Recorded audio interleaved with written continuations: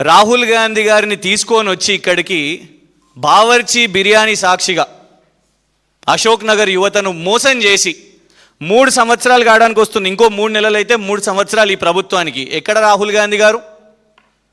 Lathi charge చేసిన రోజు రాహుల్ గాంధీ గారు స్పందించలేదు. అశోక్ నగర్లో కానివ్వండి, దిల్సుఖ్ నగర్లో కానివ్వండి, అక్కడున్న నిరుద్యోగ యువత, అక్కడున్న నాయకులు వాళ్ళను, మహిళలను, అబ్బాయిలను ఈడ్చుకుంటూ అరెస్టులు చేస్తుంటే, లాఠీ చార్జ్లు చేస్తుంటే ఎక్కడ రాహుల్ గాంధీ గారు? ఎక్కడ ప్రియాంక గాంధీ గారు? ఈ డిక్లరేషన్లు అన్ని ఇచ్చింది కూడా ప్రియాంక గాంధీ గారు, రాహుల్ గాంధీ గారే కదా. మరి వాళ్ళు ఎందుకు మాట్లాడతలేరు? హైదరాబాద్ సెంట్రల్ యూనివర్సిటీలో అక్కడున్న విద్యార్థుల మీద దాడులు జరిగితే మాట్లాడరు రాహుల్ గాంధీ గారు, కాంగ్రెస్ ప్రభుత్వం కాబట్టి. అశోక్ నగర్, దిల్సుఖ్ నగర్ యువత మీద దాడులు జరిగితే కూడా మాట్లాడరు రాహుల్ గాంధీ గారు, రేవంత్ రెడ్డి గారు. అంతేకాకుండా బద్నాం చేస్తారు. పేడ్ ఆర్టిస్టులు వీళ్ళు అంట, వాళ్ళని పేడ్ ఆర్టిస్టులు అని అంటున్నారు. ఇవాళ ఆ యువతలో కోపం ఉన్నది.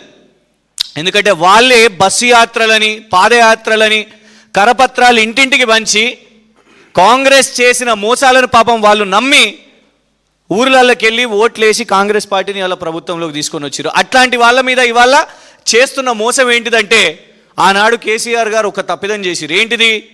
ఇచ్చిన ప్రతి ఉద్యోగానికి ఫోటో దిగలేదు కేసీఆర్ గారు. ఎల్బీ స్టేడియంలో మీటింగ్ పెట్టి కేసీఆర్ గారిగో నేను ఈ జాబ్ ఇస్తున్నా, నేను ఈ ఇన్వెస్ట్మెంట్ తీసుకొని వస్తున్నా, నేను ఈ నోటిఫికేషన్ ఇచ్చిన. ఆ పొరపాటు మేము ఇక్కడ అంతా ఏంటంటే ఈవెంట్ మేనేజ్మెంట్ మోసం అందంగా ఎందుకు ఉంటుందంటే, నువ్వు ఇచ్చిన నోటిఫికేషన్ ఇవాళ వరకు లేదు, సంవత్సరానికి 2 లక్షల ఉద్యోగాలని చెప్పినావు, కానీ ఏం ఉద్యోగాలు అవి? కేసీఆర్ గారి సమయంలోనే నోటిఫికేషన్ అయింది, కేసీఆర్ గారి ప్రభుత్వంలోనే పరీక్ష పూర్తయింది, కేసీఆర్ గారి ప్రభుత్వంలోనే సర్టిఫికేట్ వెరిఫికేషన్ అయింది.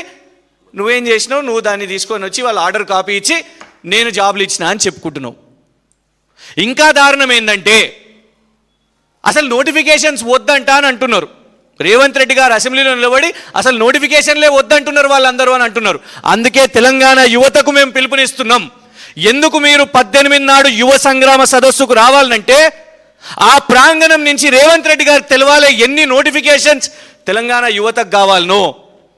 అక్కడ వచ్చే సంఖ్యతోని రేవంత్ రెడ్డి గారి ప్రభుత్వానికి తెలుస్తుంది ఇంతమంది యువత నోటిఫికేషన్లు కోరుకుంటున్నారు. అడుగడుగున అబద్ధాలే. డిఎస్సి పోస్టులు కోమటిరెడ్డి వెంకటరెడ్డి గారు ఎంత అన్నారు ప్రతిపక్షంలో ఉన్నప్పుడు? 75,000 ఖాళీలు ఉన్నాయని. మరి ఏవి వల్ల నోటిఫికేషన్? పోలీస్ శాఖలో 20,000 ఖాళీలు ఉన్నాయన్నారు. మరి ఏవి వల్ల? ఎందుకు?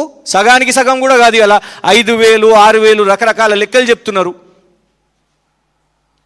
ఇవాళ జాబ్ క్యాలెండర్, ఆ జాబ్ క్యాలెండర్ కూడా అప్పుడే అనుమానం వచ్చింది. ఏప్రిల్ 1న రేవంత్ రెడ్డి గారు పుట్టినరోజున ఏదైతే జాబ్ క్యాలెండర్ రిలీజ్ చేసిరో, ఏప్రిల్ ఫూల్స్ డే రోజు చేసిరు కాబట్టి ఇది ఇంతే, ఈ జాబ్ క్యాలెండర్ కాదని.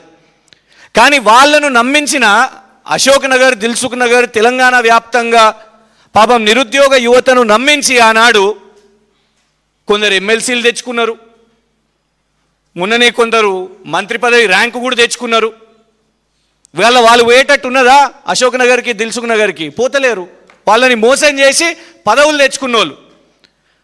అందుకే ఇవాళ ప్రత్యేకంగా యువ నాయకులుగా మేమందరం రావడానికి కారణం ఏంటిదంటే, ఇవన్నీ కూడా ఈ హామీలు రానున్న రోజుల్లో రకరకాల డిక్లరేషన్ల విషయం మీద పోరాటం జరుగుతుంది. మొదట తెలంగాణ యువత పక్షంగా తెలంగాణ నిరుద్యోగులు కానివ్వండి, తెలంగాణ యువత కానివ్వండి, ఇవాళ తెలంగాణలో రేవంత్ రెడ్డి గారి ప్రభుత్వం చేసిందేమీ లేదు. అటు ప్రభుత్వ ఉద్యోగాలు కానివ్వండి, నిన్ననే చూసినాం కేటీఆర్ గారు అమెజాన్ వెబ్ సర్వీసెస్ తీసుకొని వస్తే ఈయన అమెజాన్ వెబ్ సిరీస్ అనబట్టే.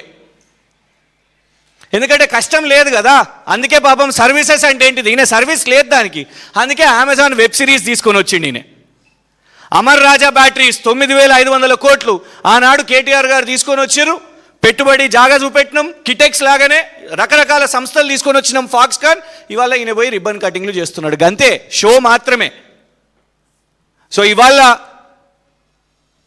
18 తారీఖున సరూర్ నగర్ స్టేడియంలో 10 గంటలకు దయచేసి తెలంగాణ యువత అందరు కూడా వచ్చి కాంగ్రెస్ ప్రభుత్వానికి తెలంగాణ యువత పక్షాన రేపు ఎన్ని నోటిఫికేషన్లు కావాలనో అంత సంఖ్య అక్కడ ఉండాలి. రేపు మన నినాదం ఏంటిదో అక్కడ ఖచ్చితంగా తెలియజేయాల్సిందిగా ఒక పోరాటంగా దయచేసి అందరూ కూడా పేరు పేరున యువ సంగ్రామ సదస్సుకు రావాల్సిందిగా కోరుకుంటూ జై తెలంగాణ, జై కేసీఆర్. ప్రకృతే కాలనాగై కరిచేస్తుందని మనకు చాలాసార్లు చెప్తుంటారు. మన జీవితంలో ఇది ఎప్పుడు చూసిండం, ఎందుకంటే మనం ఎవరో కూడా పాపాలన్నీ చేసిండం, మనని అబద్ధాలు ఆడిండం. కాంగ్రెస్ పార్టీ ప్రతిపక్షంలో ఉన్నప్పుడు నిత్యం కేసీఆర్ గారి ప్రభుత్వం పైన, బీఆర్ఎస్ టీఆర్ఎస్ ప్రభుత్వం పైన, మా పార్టీ పైన విషం చిమ్ముతూ అబద్ధాలు మాట్లాడుతూ ప్రజలని మోసం చేస్తూ ఆనాడు గద్దెనెక్కిన విషయం మనందరికీ తెలుసు. ఇప్పుడే మా సోదరులు కౌశిక్ గారు చెప్పినట్టు కాళేశ్వరం విషయంలో ఎంత విషం గక్కిండ్రు, ఎన్ని అబద్ధాలు ఆడినరు. కాళేశ్వరం కూలేశ్వరం అయిపోయింది, దేనికి పనికిరాదని అబద్ధాలు చెప్తూ దాదాపు 2.5 సంవత్సరాలు అయిపోయినాక ఈరోజు కాలం అడ్డం తిరిగిన తర్వాత, కాలం లేకపోయిన పరిస్థితుల్లో ఈరోజు కరువు వెంటాడుతున్న సమయంలో కాళేశ్వరమే తెలంగాణకి శ్రీరామ రక్ష ఏ విధంగా అయితే మారిందో అదే పాపం పండడం అంటాం. ఈరోజు డిక్లరేషన్ల పేర్ల మీద కాంగ్రెస్ పార్టీ దగా చేసింది తెలంగాణ రాష్ట్ర ప్రజల్ని, తెలంగాణ రాష్ట్రానికి సంబంధించిన ప్రజానికానికి.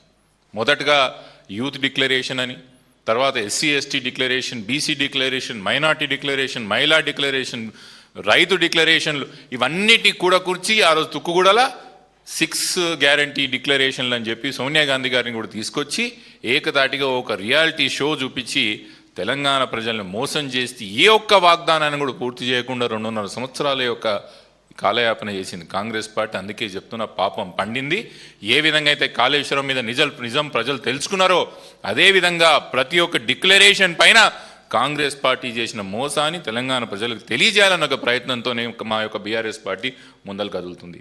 మొదటి ప్రయత్నంగా సరూనగర్ ప్రాంగణంలో, సరూనగర్ స్టేడియంలో 18వ తారీఖు పొద్దున్న 10 గంటలకి యూత్ డిక్లరేషన్ ప్రతిఘటన సభగా మేము పెడుతున్న యూత్ డిక్లరేషన్ కాదు. ఆ రోజు కాంగ్రెస్ పార్టీ చేసిన మోసానికి యూత్ డిక్లరేషన్ అని పేరుతో ఏదైతే యువతకు అబద్ధ హామీలు ఇచ్చిందో, జాబ్ క్యాలెండర్ అని, లేకపోతే 2 లక్షల ఉద్యోగాలని, స్కాలర్షిప్లని, ఫీజు రియంబర్స్మెంట్లని, ఇట్లా 20 హామీలు ఏదైతే యువతకి ఇచ్చి మోసం చేసిండ్రో ఆ యొక్క హామీలని యొక్క తెలంగాణ యువతకు మళ్ళొకసారి గుర్తు చేస్తూ తెలంగాణ యువ సంగ్రామ సభ పేరుతో 18వ తారీఖు సరూనగర్ స్టేడియంలో ప్రాంగణంలో పొద్దున 10 గంటలకు సభ జరగబోతున్నది. తెలంగాణ వ్యాప్తంగా యువత అందరికి కూడా, విద్యార్థులందరికీ కూడా, నిరుద్యోగులందరికీ కూడా మేము అప్పీల్ చేస్తుంది ఏమనగా, ఇది బీఆర్ఎస్ పార్టీకి సంబంధించిన సభనే కాదు. మనమందరం మోసపోయినాం, మనమందరం కూడా దెబ్బతిన్నాం. కాంగ్రెస్ పార్టీ ఇచ్చిన వాగ్దానానికి దెబ్బతిన్నాం. కాబట్టి మీరందరూ కూడా మాతో పాటు చేయికి చేయి కలిపి, గలానికి గలం కలిపి పెద్ద ఎత్తున ప్రాంగణానికి రావాలా.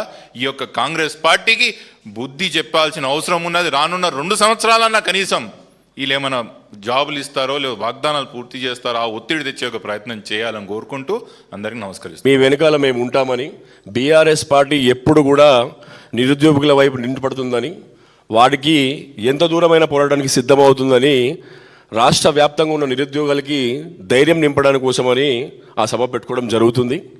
ఇందులో ఇచ్చిన హామీల్లో మొదటి సంవత్సరమే 2 లక్షల ఉద్యోగాలతో పాటు ప్రతి జూన్ 2 తారీఖున ఎన్ని ఖాళీలు ఉన్నాయి జాబ్ క్యాలెండర్ ఇచ్చి సెప్టెంబర్ 17 లోపల ప్రతి సంవత్సరం నింపుతామనే హామీ ఉంది. నిరుద్యోగ వృత్తి 4,000 రూపాయలు ఇస్తామని ఉంది. అంటే 30 నెలలు దాటితే ప్రతి నిరుద్యోగికి 1,20,000 బాకీ ఉంది ఈ గవర్నమెంట్. ఇప్పుడు దానిపైన ఎండగడతాము. దాంతోపాటు అందరూ గవర్నమెంట్ ఉద్యోగాలు కావాలంటారు కాబట్టి కంజెషన్ ఉంటుంది. కాబట్టి మీ వెసులుబాటు కోసమని కార్పొరేషన్ ద్వారా 10 లక్షల రూపాయలు కూడా మీకు లోన్ ఇస్తామని కూడా హామీ ఇవ్వడం జరిగింది. ఇట్లా అనేక దొంగ హామీలు. దీంతోపాటు నెరవేర్చకుండా మళ్ళీ ఎదురుదాడి, రైతులకి నీళ్ళు ఇస్తలేవంటే రక్తం పోసుకోమంటాడు, నిరుద్యోగులు నోటిఫికేషన్ ఇస్తలేవంటే ఎంట్రీ నాగమంటాడు. ఇటువంటి నిరంకుశ పాలనని ఎండగట్టాలని కేటీఆర్ గారు పూనుకున్న సభకి యావత్ మంది తెలంగాణ నిరుద్యోగులందరూ కూడా, ఇది మీ తరపున పోరాటం కాబట్టి, మీ పైన జరిగే అన్యాయాన్ని ఎండగడతాం కాబట్టి మీరు కూడా కదిలి రావాలి. అక్కడ మీరు కూడా మీ మనసులో మాటని పంచుకోవడానికి అవకాశం ఉంటుంది. ఏదో పొలిటికల్ సభలా కాకుండా కేవలం నిరుద్యోగులపైనే ఫోకస్ చేయాలి. ఎందుకంటే ఎక్కడైతే మోసం జరిగిందో అక్కడ నుండే గలం విప్పాలి అనే ఉద్దేశంతో అదే ప్లేస్ని ఎంచుకోవడం జరిగింది. అక్కడ 2-3 రోజులుగా మీరు చూస్తున్నట్టయితే సీనియర్ నాయకులందరూ కూడా పోయి పర్యవేక్షణ ఎట్లా జరిగితే బాగుంటుంది సభ, ఎంతోమంది రావడానికి ఇంట్రెస్ట్ చూపిస్తున్నారు. మీకు సరూర్ నగర్, ఎల్బీ నగర్, దిల్సుఖ్ నగర్ ప్రాంతంలోనే దాదాపు 10-15 వేల మంది రావాలనే ఉత్సాహంతో ఉన్నారు. కాబట్టి వచ్చిన వాళ్ళకి ఎటువంటి ఆటంకం జరగకుండా బ్రహ్మాండంగా జరగాలనే ఉద్దేశంతోనే సీనియర్ నాయకులందరూ కూడా పర్యవేక్షణ జరుపుతున్నారు. మీకు తెలంగాణ భవన్ వేదికగా మీ అందరికీ, నిరుద్యోగులందరికీ పిలుపునిస్తున్నాం. దయచేసి పొద్దున 9:30-10 గంటలకల్లా స్టేడియంకి చేరుకోవాలి. ఎందుకంటే చాలా జనాలు రాబోతున్నారు ఆ రోజు. కొంచెం ముందుగా వస్తే కన్వీనియంట్గా ఉంటుంది. తర్వాత కేటీఆర్ గారు స్పష్టంగా ఇచ్చిన దొంగ హామీలన్నీ ఎట్లా మోసం చేసినారు, ప్రియాంక గాంధీ గారిని తీసుకొచ్చి ఎట్లా మోసం చేసినారు, రాహుల్ గాంధీ గారిని అశోక్ నగర్ తీసుకొచ్చి ఎట్లా మోసం చేసినారు, వీళ్ళ పరిష్కారం ఏంటి, వీళ్ళకి ఎట్లా పోరాడాలితో పాటు వచ్చే మా గవర్నమెంట్లో మీకు ఏం చేయబోతున్నామో కూడా చెప్పడం జరుగుతుంది. కాబట్టి మీ అందరి తరపున ధైర్యంగా ఉండాలి.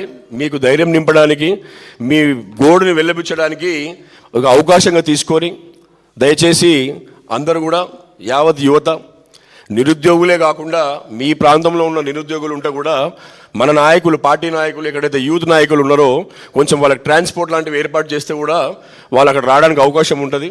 ఎందుకంటే ఆల్రెడీ ఇబ్బందులలో ఉన్నారు వాళ్ళు స్వదాగా సరూర్ నగర్ రావాలంటే ఇబ్బంది క్రమంలో సహకారం తీసుకోండి. లోకల్లో ఎవరైతే బీఆర్ఎస్ నాయకులు ఉంటారో, యూత్ లీడర్లు ఉంటారో, ఎమ్మెల్యేలు ఉంటారో, ఇన్ఛార్జ్లు ఉంటారో, నిరుద్యోగ యువత ఎవరైతే అక్కడ రావాలనుకుంటున్నారో వీళ్ళ సహకారం తీసుకోండి.